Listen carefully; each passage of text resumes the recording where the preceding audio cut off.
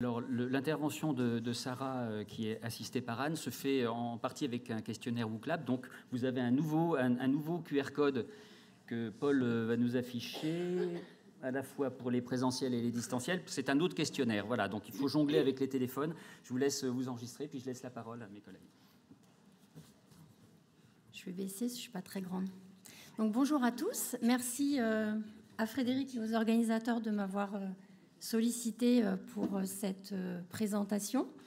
Donc, je ne vous cache pas, quand on m'a demandé de venir parler du Méopa, je leur ai quand même répondu encore le Méopa, parce que j'ai un peu l'impression qu'on en parle beaucoup, mais la précédente présentation montrait qu'il existe encore de nombreux sujets et intérêts sur cette thématique d'utilisation du Méopa.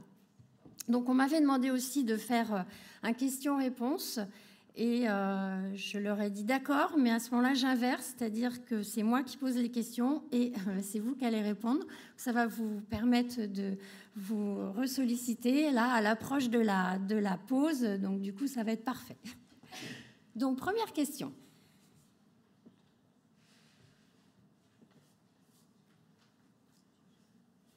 À vous.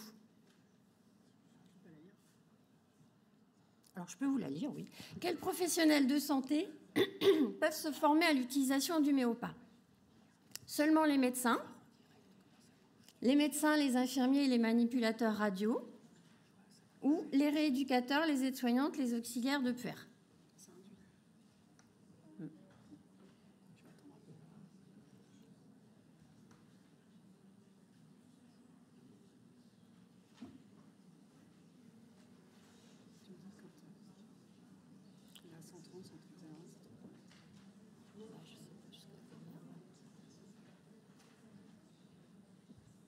Ça vous...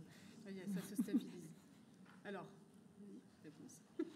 Donc là, 87%, oui, effectivement, les professionnels cités, à savoir les médecins, les infirmiers et les manipulateurs radio, peuvent être formés à l'utilisation du Méopa. Il y a un temps de questions après, hein, on pourra évidemment revenir... Oui, si tu veux, oui, vas-y. Excusez-moi, il y a un petit souci.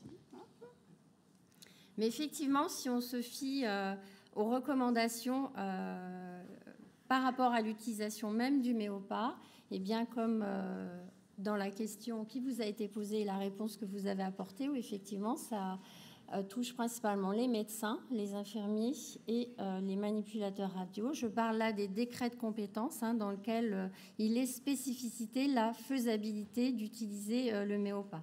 Donc, j'ai épluché, et même les textes en témoignent, tous les décrets de compétences des rééducateurs, que ce soit les kinés, les ergos, les psychomotes, etc. Et il n'y a rien qui précise ou stipule la faisabilité d'utiliser du Méopa. Il y a un flou artistique autour de le fait, et tant mieux, de prendre en charge la douleur, mais il n'y a rien qui stipule précisément l'utilisation même du Méopa. Pourquoi ça n'apparaît pas? Et concernant les aides-soignantes et les auxiliaires, pour revenir sur la précédente question, c'est pas dans l'arrêté de compétences, puisque le Méopa est un médicament. Donc, ce n'est pas dans l'arrêté de compétences des aides-soignantes et des auxiliaires d'administrer le Méopa. On pourra revenir là-dessus également. Autre question. Je suis contente que ce ne soit pas moi qui manipule l'informatique, parce qu'en général, j'ai toujours des problèmes. Là, je n'ai rien touché. Les gens voient la question. Voilà. Alors après, quel est le parcours de formation à l'utilisation du Méopa? Est-ce que c'est entre collègues? Est-ce que ça doit être fait par un délégué hospitalier ou par une infirmière ressources douleurs? Nous, on voit vos réponses. On voit vos réponses, comme ça, c'est bien, ça ne vous incite pas, ça ne vous encourage pas à tricher.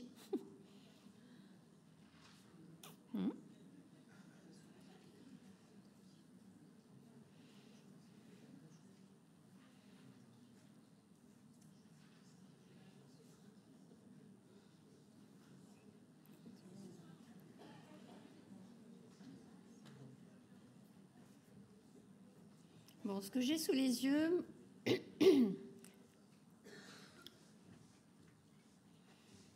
Bon, sous les yeux, il est noté 80%. Maintenant, on est passé à 80% pour la formation faite par l'infirmière ressources douleurs. Ah oui, c'est bizarre. C'est toujours bizarre. Non, avec mais je moi, pense qu'il y a un petit bug.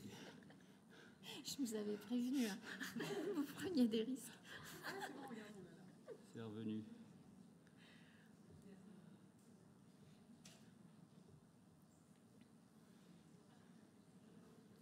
Toi, tu voulais le... Voilà, tu laisses comme ça. Tu mets ça. Voilà. Comment ça se fait? On n'a pas?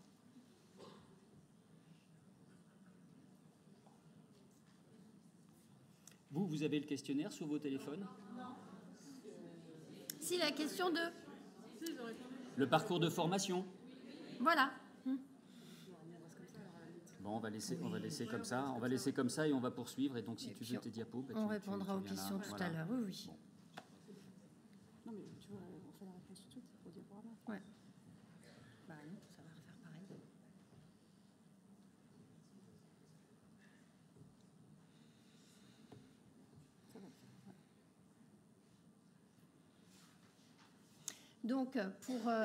Donc, votre réponse majoritairement, c'était une formation par l'infirmière ressources douleurs. Donc, oui, effectivement, c'est ce qui est fait majoritairement. Ça peut également être dans certaines structures hospitalières, quelles qu'elles soient, faites par un délégué. Ça, c'est votre hôpital qui le décide. En tout cas, la formation à l'utilisation du méopa doit être organisée, encadrée par des professionnels formés et qui maîtrisent évidemment la technique et le produit. Et cette formation, elle est nécessaire et on parle même d'une réactualisation des connaissances périodiques dans les textes.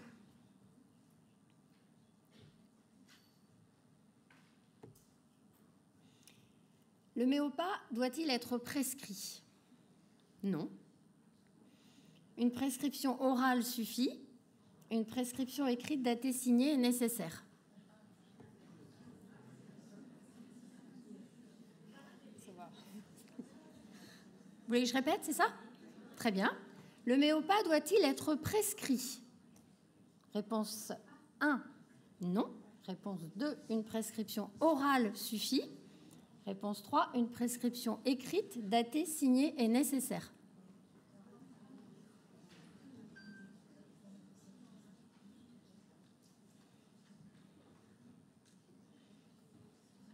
Bon, 96% pour la réponse 3.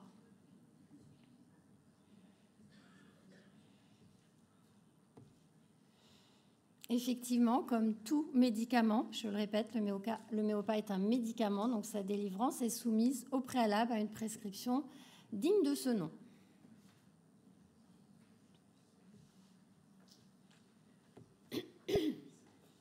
Alors, on en a un petit peu parlé déjà, mais quid des auxiliaires puéricultrices et des aides-soignants quant à l'utilisation du méopa? Ils ou elles peuvent-ils utiliser le méopa? Ils ou elles peuvent-ils accompagner un patient lors d'un soin sous méopa? Ou troisième possibilité, ils ou elles peuvent adapter le débit de la bouteille de méopa.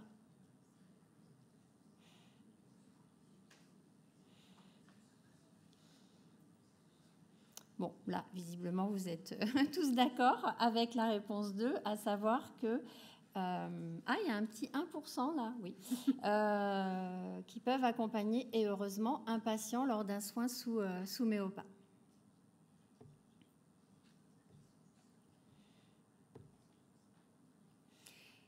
Alors, l'auto-administration, oui, doit être privilégiée. L'application du masque sur le visage peut induire une détresse majeure et donc il faut éviter une application de force. On parle de contention souple dans les premières minutes d'administration.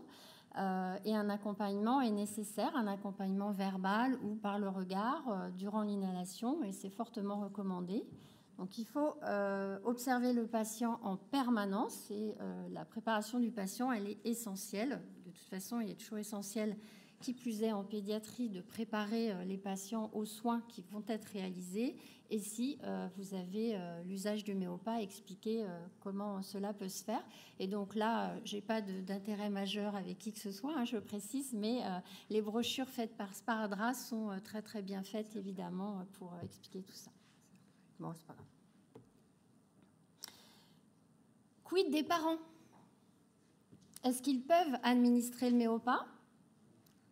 Est-ce qu'ils peuvent distraire leur enfant pendant le soin sous Méopa? Ou est-ce qu'ils doivent tenir le masque de Méopa?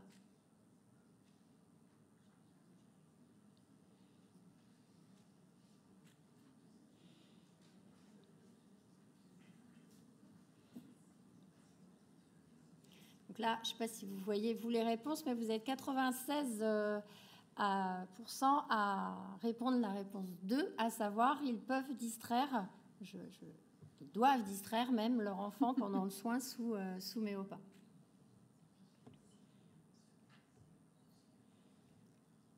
Donc effectivement, ça c'est spécifié aussi dans la brochure dont je vous ai parlé. Donc la présence des parents est toujours essentielle dans tout geste en pédiatrie, mais placer les parents en tant que parents, hein, donc accompagnant, réconfortant, rassurant, chantant une chanson, etc., etc., et non pas pour tenir le masque ou tenir. On a un petit peu dans les intervenants précédents là parlé de contention.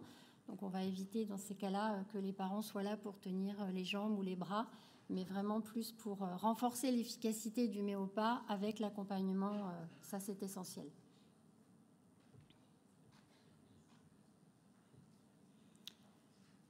Des séances de Méopa sont-elles possibles? Des séances, oui, j'ai bien mis séance entre guillemets. Des séances de Méopa de 20 minutes, par exemple, pour faciliter l'endormissement d'un patient. Des séances pour prise en charge d'un stress majeur. Ou, réponse 3, la complaisance n'est pas une indication.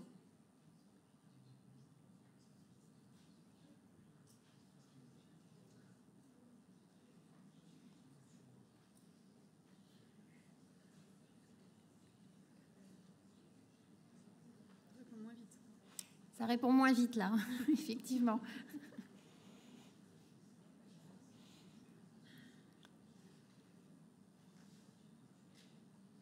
Encore quelques hésitations.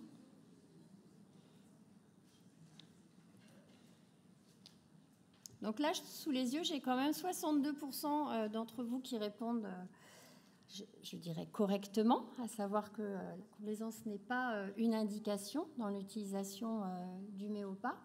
Effectivement, on le réserve à la prise en charge d'un geste douloureux et ou anxiogène, d'un geste douloureux, d'un geste thérapeutique, mais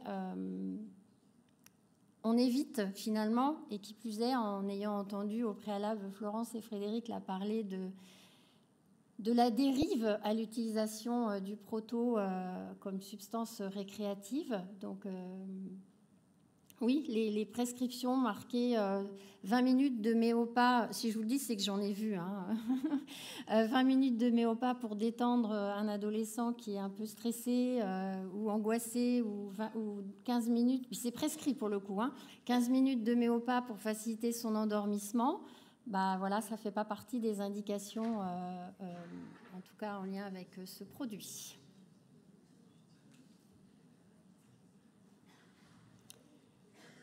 Le choix du débit se fait en fonction du poids du patient, en fonction de l'âge du patient, en fonction de la ventilation spontanée du patient.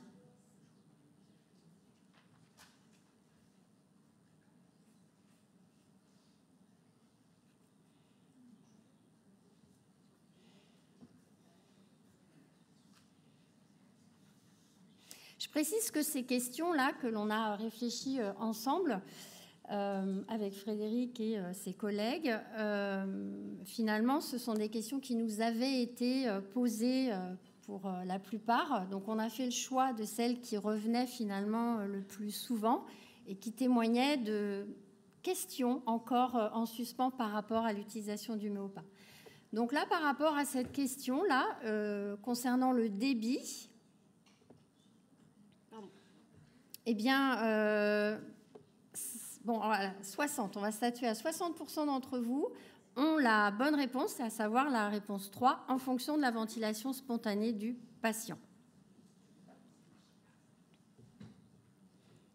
Je ne sais pas si tu avais un truc sur ça.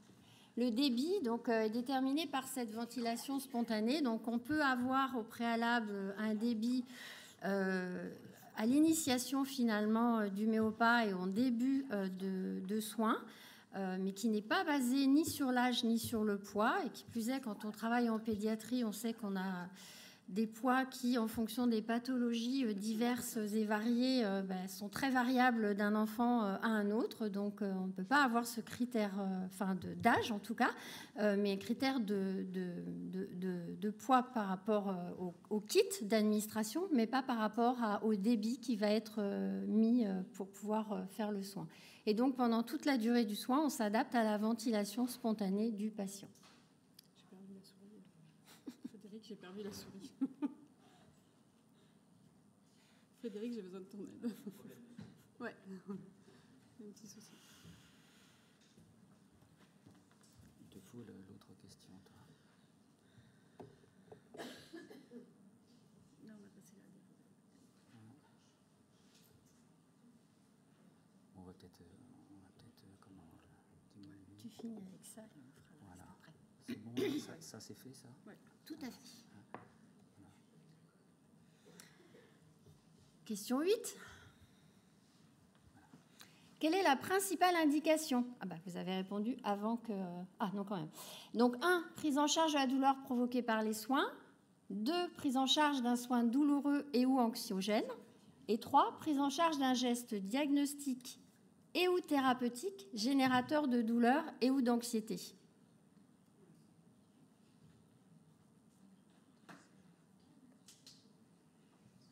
Quand je leur ai proposé cette question, ils m'ont dit qu'elle était capillotractée.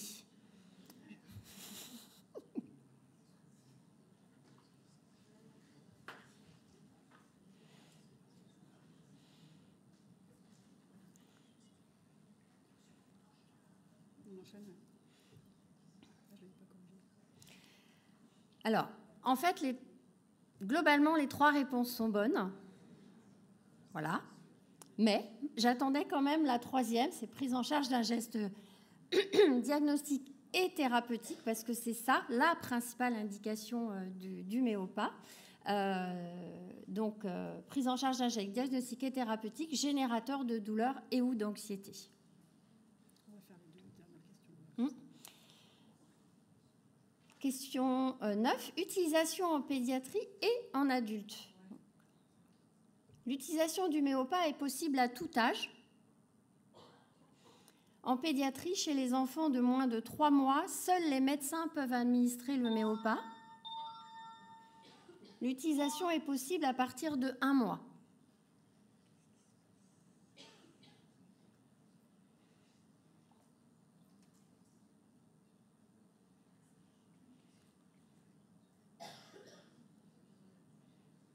Ah, ça vous laisse perplexe là, pour le coup. Ouais. C'est même plutôt intéressant. Donc, la bonne réponse, c'est l'utilisation du méopa est possible à tout âge. Voilà. Après, il est quand même fortement conseillé et même cité dans les textes qui régissent le produit que seul un professionnel praticien familier de la méthode est habilité à administrer le méopa. On pourra y revenir dans le temps d'échange si vous le souhaitez. Dernière question, la traçabilité du méopa n'est pas obligatoire, permet de connaître le temps d'administration du méopa sur 24 heures ou témoigne de l'efficacité de la méthode.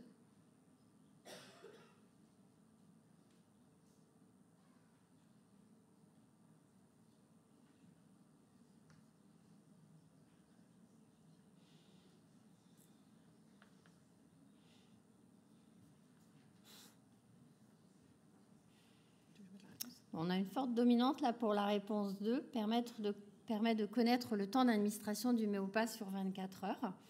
Donc effectivement, c'est une bonne réponse, mais la réponse 3 était aussi une bonne réponse parce que effectivement, la traçabilité doit aussi déjà prendre en compte la bonne réalisation du soin avec l'utilisation de la technique, doit mettre en avant une évaluation de la douleur, donc témoigner de l'efficacité de la méthode que l'on a proposée, puisque l'idée est toujours de réaliser des soins dans des conditions disons, les moins pires pour les patients. Voilà, je ne sais pas si tu mets... Il n'y a pas de questions, en fait. Oui, c'est bon. Alors, donc, Sarah et Anne ont terminé donc, le petit quiz. Et il va être temps de passer au post-test sur la première session.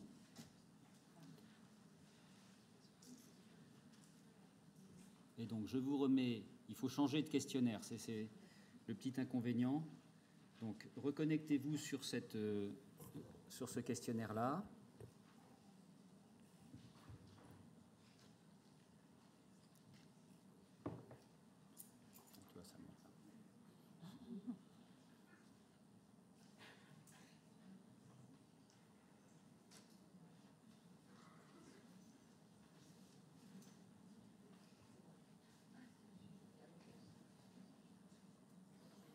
Ça monte, ça monte, ça monte. On va essayer de rattraper le temps perdu sur le post-test parce que là, on est effectivement un petit peu en retard par rapport au programme. Allez, je lance la première question du post-test. Donc, voilà, normalement, vous l'avez.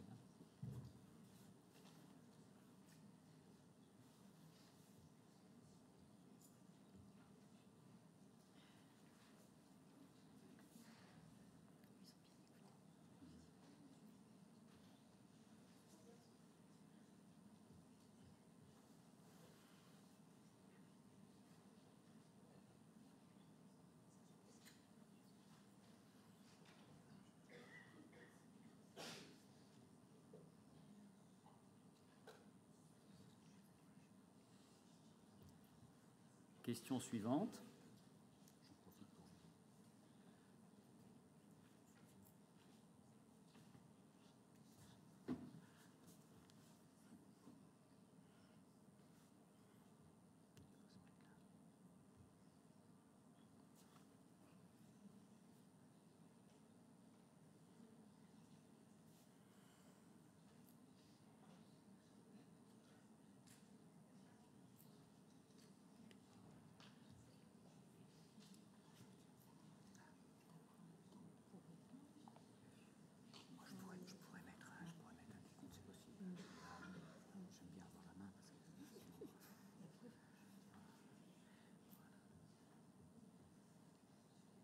Allez, on poursuit.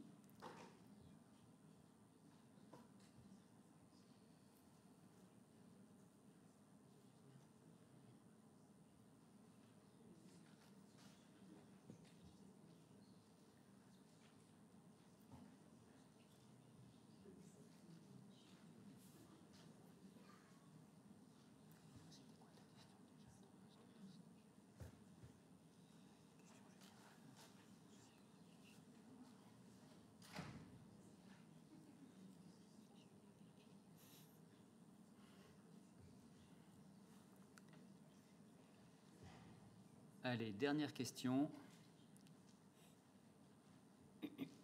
Avant de passer au débat, si on a le temps, parce qu'effectivement, on a pris du retard.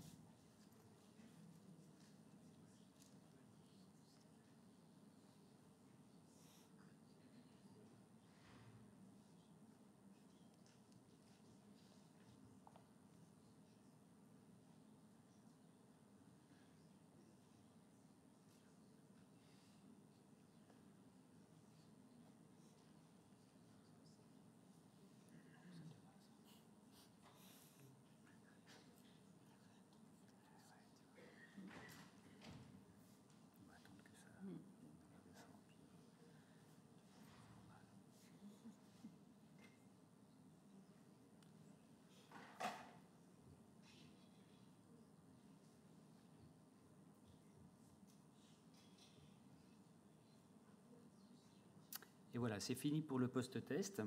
Donc on peut passer peut-être à quelques questions, s'il nous reste un petit peu de temps. Edith, je pense qu'il y en a peut-être beaucoup.